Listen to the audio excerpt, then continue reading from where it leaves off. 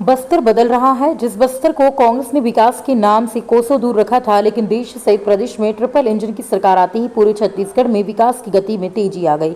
अब आने वाले दिनों में अबूझमाड़ में भी जा सकेंगे दूर दराज से घूमने जाने आने वाले पर्यटक। जी हां, ये दावा किया है बस्तर सांसद महेश कश्यप ने।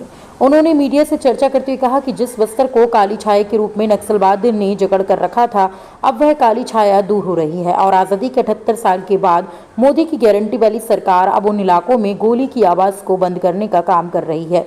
कभी कोई सोचा भी नहीं था कि बीजापुर जैसे नक्सल इलाकों से ट्रेन गुजरेगी और इन इलाकों में गोली की आवाज़ की जगह अब ट्रेन की आवाज़ गूंजेगी, जिससे पूरे क्षेत्र में विकास की रफ्तार भी बढ़ेगी। वहीं सांसद ने कहा कि अबूझमाड़ और बीजापुर के अंदरूनी इलाकों में जहां नक्सलियों की तूती बोलती थी, अब वह इलाका शांत होने जा रहा है और इसके लिए सरकार भी माओवाद संगठन को बातचीत करने के लिए आगे आने की अपील भी की है। अगर बातचीत से समस्या खत्म हो जाती है तो ठीक है, नहीं तो शाम दाम दंड भेद अपनाया जाएगा और बाहरी माओवादियों को भगाने के लिए सुरक्षा बलों के जवान तैयार हैं। अबूझमाड़ के ऐसे इलाके जो नक्सलवाद के चलते विकास से पिछड़े थे, अब उन इलाकों में भी विकास की गति में तेजी लाई जाएगी और उन इलाकों में पर्यटकों के लिए भी आने जाने पर कोई मनाही नहीं होगी और आने वाले दिनों में यह बस्तर विश्व के मानचित्र में नक्सलवाद जैसे शब्दों से नहीं जाना जाएगा और इन सभी इलाकों में शांति और विकास की गति देखने को मिलेगी।